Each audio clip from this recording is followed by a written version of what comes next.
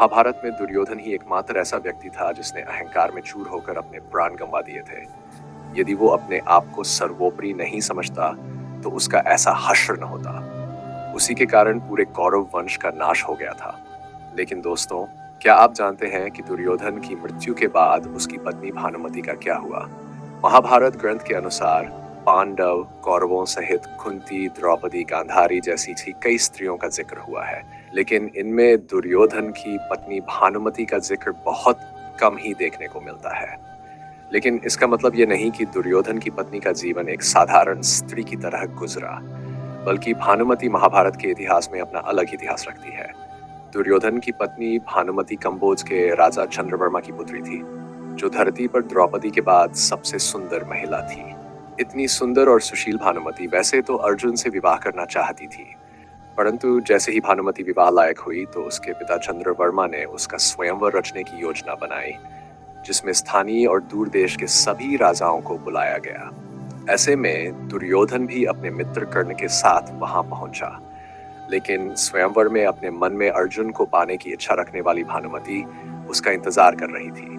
लेकिन कुछ ऐसा हुआ कि स्वयंवर में अर्जुन नहीं आए, और जब स्वयंवर में आए हुए राजाओं में से भानुमति अपना वर चुनने को मजबूर हुई तो उसने एक सुंदर युवराज को माला पहनाने का निश्चय किया। परंतु ये बात दुर्योधन को बर्दाश्त नहीं हुई और उसने इसे अपना अपमान समझकर बलपूर्वक भानुमति को स्वयंवर से अपने साथ उठा ले गया।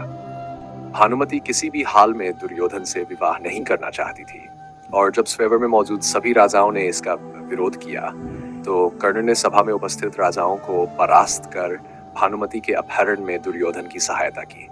इस पर भानुमति के पिता राजा चंद्रवर्मा भी बहुत क्रोधित हुए, परंतु ऐसी हालत में भानुमति के पास दुर्योधन को अपना पति स्वीकारने के अलावा और कोई रास्ता नहीं बचा था, और वह कुछ कर भी नहीं सकती थी। इसलिए अंत में उसने ऐसा ही किया। माना जाता है कि दुर्योधन ने जैसा अपनी पत्नी के साथ किया वैसा ही उसकी पुत्री के साथ भी हुआ था। दोनों के विवाह के बाद भानुमति ने 2 जुड़वां बच्चों को जन्म दिया, जिसमें से एक पुत्र और दूसरी एक पुत्री थी। पुत्र का नाम लक्ष्मण और पुत्री का नाम लक्ष्मणा रखा गया, और जैसे जैसे लक्ष्मणा बड़ी हुई वह भी अपनी माता की तरह बेहद सुंदर बालिका लगने लगी। इस तरह वह एक वीरांगना की तरह अपना जीवन जीती आई। फिर जब वह विवाह के योग्य हुई तो एक मित्र के लिहाज से दुर्योधन ने लक्ष्मणा का विवाह अपने मित्र कर्ण के पुत्र वृषसेन से करने की योजना बनाई, और लक्ष्मणा भी उसी से विवाह करना चाहती थी। लेकिन कुरुवंश की गरिमा बनाए रखने के लिए और दिखावे के लिए दुर्योधन ने अपनी पुत्री के लिए एक स्वयंवर रखवाया, जिसमें पहले से ही यह तय कर दिया गया था कि लक्ष्मणा किसे वरमाला पहनाएगी, और नियम के अनुसार दुर्योधन ने सभी क्षत्रियों को आमंत्रित किया। परंतु दुर्योधन की योजना तब विफल हो गई जब श्री कृष्ण के पुत्र सांब ने लक्ष्मणा से विवाह कर लिया, और लक्ष्मणा का अपहरण उसी तरह किया जिस तरह दुष्ट दुर्योधन ने भानुमति का अपहरण किया था। इसके बाद दुर्योधन ने सांब को बंदी बनाकर कारागृह में डाल दिया। लेकिन जब इस बात की सूचना श्री कृष्ण के बड़े भाई बलराम जी को मिली तो वह दुर्योधन को मारने के लिए हस्तिनापुर पहुंचे। उस समय बलराम जी इतने क्रोध में थे कि वह दुर्योधन को जिंदा नहीं छोड़ने वाले थे। तभी दुर्योधन भय के मारे अपनी श्री कृष्ण भक्त पत्नी भानुमति के पास पहुंचा, क्योंकि इस संकट से उसको केवल भानुमति ही बचा सकती थी और बलराम जी के क्रोध को शांत कर सकती थी। ऐसा ही हुआ भी। भानुमति ने बलराम जी से बातचीत करके उन्हें शांत किया और पूरे विधि विधान के साथ लक्ष्मणा और सांब का विवाह करने के लिए सभी को मना लिया। उसके बाद पुनः रीति रिवाजों के साथ विवाह करके मिटाई गई दुश्मनी। महाभारत के विध्वंसक युद्ध में भानुमति का पुत्र लक्ष्मण अर्जुन पुत्र अभिमन्यु के हाथों युद्ध करते हुए वीरगति को प्राप्त हो गया। फिर जब अंत में भानुमति का पति दुर्योधन भीम के हाथों गदा युद्ध में मारा गया तो ये युद्ध ही समाप्त हो गया था। तब भानुमति ने कुछ ऐसा किया जिससे वह महाभारत की एक ऐतिहासिक पात्र बन गई।